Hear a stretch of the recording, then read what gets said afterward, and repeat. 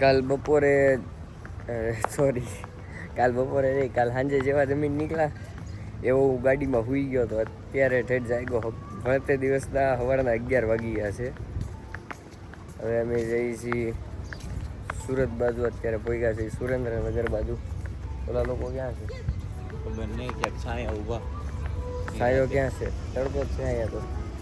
લાલ અને જો સડા ઘરે પહેરવાની વસ્તુ છે યાર. ભાઈ સટ્ટા સિવાય ઘોડો જો ઘોડો મારો તારો ઘોડો છે. તમારે હું રાડા લેવાના લઈ લ્યો. પૈસે કેમ મૂક્યો પણ ગેલોપ્સની? એ એવું હતું કે ઘોડાની છે ને સમાધિ દેવાની હતી અમારે. ઓ બા, કેટલા ઘોડા હુરાવ્યા છે? એક જ છે પણ આડો હુડાવ્યો એટલે એની ઉપર પછી અમે મૂર્તિ બનાવડાવી. એ છે લ્યો લોંદા માર ખોટા ગાડી ગઈ જ પેલા. આને છે ને અત્યારે કંઈક ઉલટી જેવું થાય છે. મજા બગડી ગઈ છે.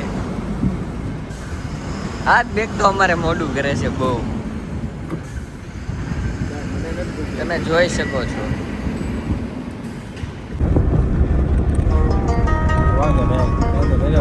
મિત્રો અમે અત્યારે ભાઈ જે નક્કી કર્યું હતું ને સોમનાથ, તુલસી શ્યામ, એ બધું જવાનું કેન્સલ રાખ્યું છે. જે ખાસ વ્યક્તિને મળવા જવાનું હતું એ કેન્સલ રાખ્યું છે. અમે ગાડીમાં એટલા હેરાન થયા છીએ ને કે વાત ન પૂછો. અત્યારે ગાડી બહુ વીજ પકડી લેશે, એસી કુલિંગ નથી આપતું. 2 જણા કહે શર્ટ બટ ને એવું બધું ગાડીને બેઠા છે.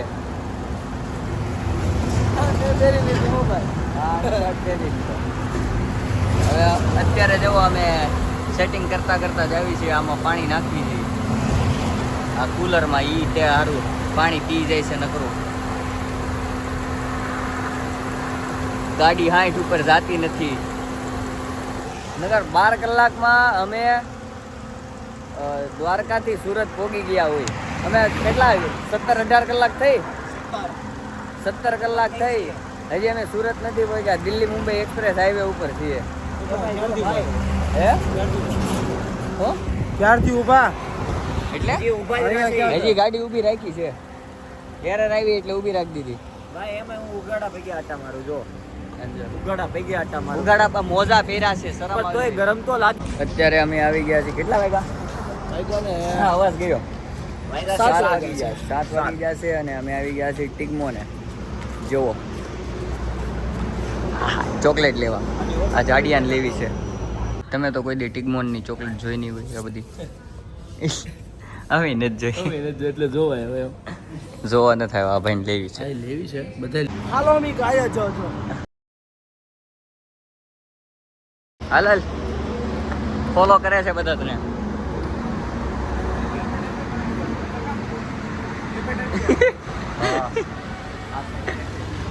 કેટલી ચોકલેટના પેકેટ લીધા તે ભાઈ? આને બતાવવાનો. હા ડબલું લઈને વાડીએ જાય એવી જ ફિલિંગ આવે. જોને ભાઈ કેવો ઉલાડે જાય છે. અને જો સચમીટન માંથી એટલી ચોકલેટ. એમાં છે એવું કે ખાલી બહાર ન નીકળે એટલે એક થેલી લઈ લીધી, અંદર ડૂસો ભરી દીધો. ખોટું બોલતો છે ગાયજા. જો સ્નેપ પાડે જો. સચમીટન નોટ પ્રમોશન.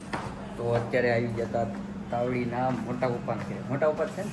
હા મોટા પપ્પાના ઘરે આ ગાડી લેવા. બધા જ ગાડી છે. ધનનો કાઢવાની છે અમારે રેડી છે. પેટ્રોલ ને ભલે તંગી હોય, બાકી આપણે ઘરે કોઈ દી આમ જોવો તમે કાંઈ ઘટે તો મને કહેજો. વાત છે ફૂલ ટાંકી. મોટા પપ્પાનો વાલ ગાડી ફૂલ કરીને આપે છે. ભાઈ હવા ચેક કરાવવાની છે. એ તો ફૂંક મારી ગેસનો બાટલો. પણ આ ગેસ થી નથી ચાલતી. એમ આપણે કઈ તાણ જ નથી. બધું હાજર સ્ટોકમાં મળે. એમ દેવાનું નહીં કોઈ. એમ નહીં. ગેસના બાટલાના ભાવે વિધા છે ને 3 છે. 2-3 છે. આ તો ખાલી થઈ ગયેલો, ઓલો ભરેલો છે. સ્ટોકમાં છે ભાઈ બધું. આ નવો છે. 2 નવા સામે મૂકી દેવા.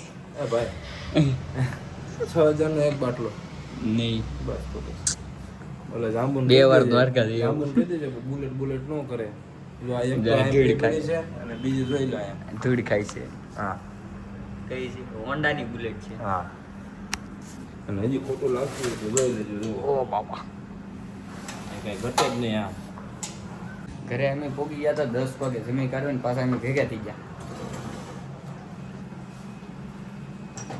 કાઢાલ ગાડી હવે હવા છે ને એમ શું કરશું? હવા હાવ નથી પાછળ તો છે, આગળ નથી. હાવ નથી આગળ ઈ છે એલા અહીંયા પકડે અહીંયા પકડે કેમ પણ આવડે ને મને આ હું તને કહેતો હતો ને ઓલી મોટર બગડી ગઈ જવાનું. જો આ મોટર બગડી ગયેલી કાઢી. ફામે હાલે બગડી ગઈ છે ને જોતી હોય એટલે લઈ. એ ક્યાં હરખી કરવી એને મૂકવી સારી છે ફામે નવી 2 છે અત્યારે અમે આવી ગયા હતા કેફે ને આ ભાઈ જો અત્યારે ટેટુ પડાવ્યું છે મહિનાથી પહેલા મને આજે ઈ ભેગો થયો ને ત્યારે ખબર પડી કેમ છે ભાઈ નંબર કોફી બોફી પી લીધી છે મેં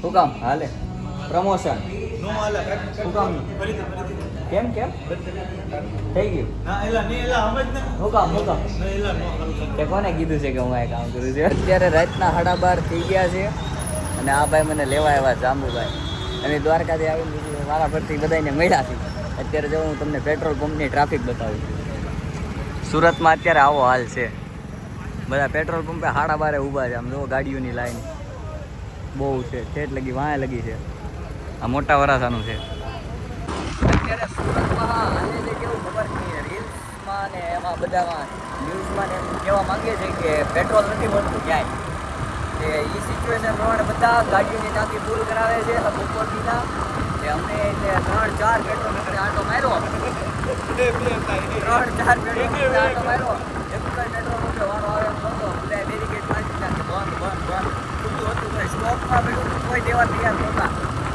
અત્યારે અમારી ગાડી રિઝર્વમાં છે ઘરે પોકે તો સારું એવું છે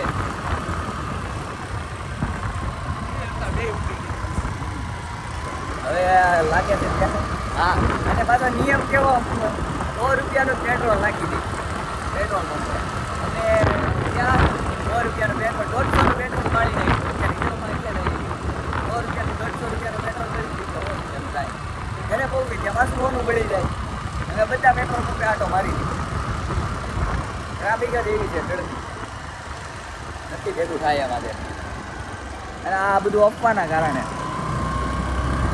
તો હવે જ આવી છીએ અમે ઘરે દ્વારકાથી આવ્યા સાયકા બાયકા પૂરી જાય ને આ ઉતા તો ક્યાંથી જાય આ ખબર કોણ આવ્યો એમાં અમારે જઈ લાવવું પડ્યું તો કાંઈ નહીં હાલો આજનો વ્લોગ આપણે અહીંયા સુધી જ રાખીએ અહીંયા આપણે નવા વ્લોગમાં ત્યાં સુધી જય માતાજી જય શ્રી કૃષ્ણ જય દ્વારકાથી